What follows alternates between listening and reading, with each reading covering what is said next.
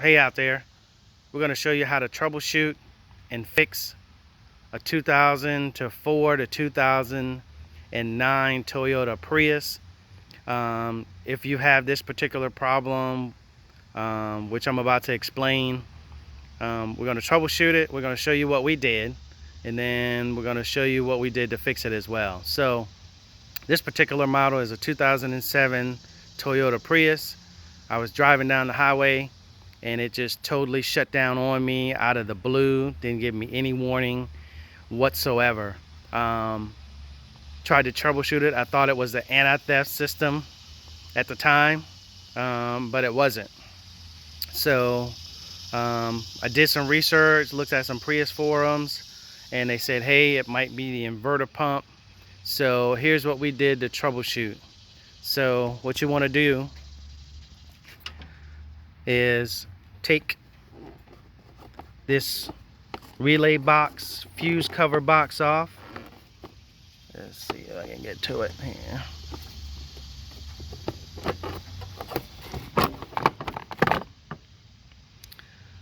Take this cover off, and what you want to focus on, it says the AM2 fuse. So the AM2 fuse is this one right here. So when I initially pulled it out, it was blown. I put another one in, hooked the battery back up, and it blew the fuse again. So what we did to make sure that the pump, and the pump that we're talking about is right down here. So you see the 3 bolts, the one right above the chalk marking, the one right over here to the left of the actual pump, and then there's another one that's a little harder to see, and it's actually right behind the light connector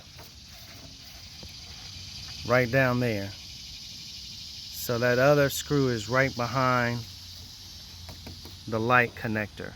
Okay, so we replaced this fuse with a 30-volt fuse, and then the pump began to smoke once we hooked the 12-volt battery that's in the trunk back up. So what you want to do,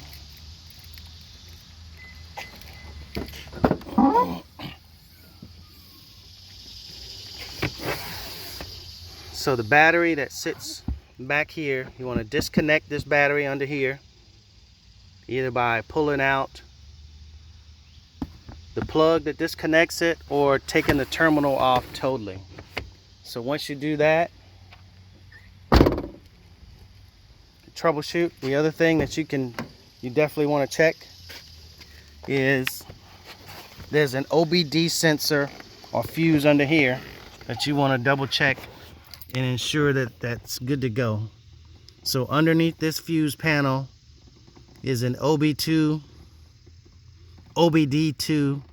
fuse that might be blown as well, that you need to replace. So check this fuse panel to ensure everything is good to go.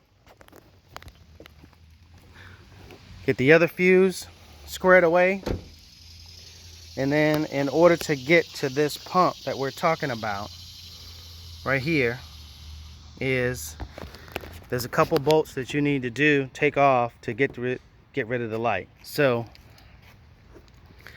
there's a 10mm bolt that's right under here, and then there's another one right here.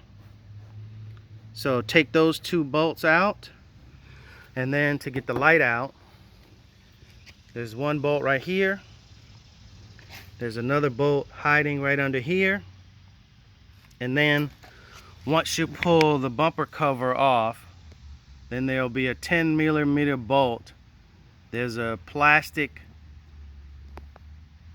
piece of plastic that kind of mirrors this particular shape right here, and down on the bottom of that bolt, or that plastic piece, is the bolt that holds, that's the last bolt that you need to take off to get the cover or the light out. So pull the light out, then you'll be able to access the pump. Make sure you remember which light terminals, the back of those go to the light. Okay, so you got a couple of light, one here, one there, and then a few down here. So get that light out, then you'll be able to get to the pump. Then go ahead and take your pump off. This is our old pump, so it fits in there just like this.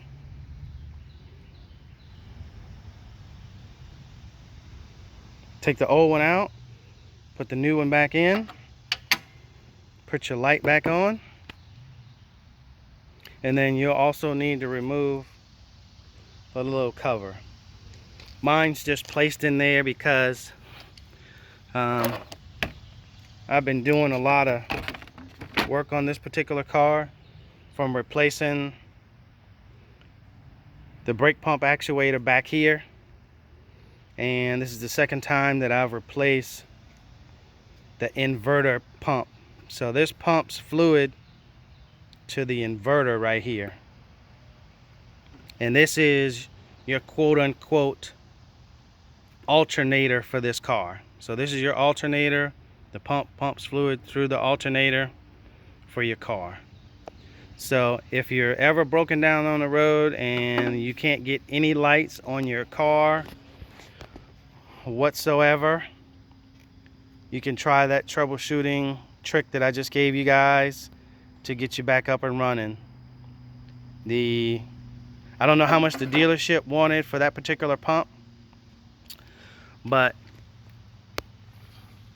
I called around to an auto parts place, and auto parts place wanted 220 bucks for this piece. I went to the junkyard and got it for 19 bucks. You can find it on Amazon for maybe like 40 bucks, and Rock Auto for about $65.99 plus tax and shipping or whatever. So, but again, I hope that helps anyone out there fix their Prius and get them back on the road. Thanks a lot.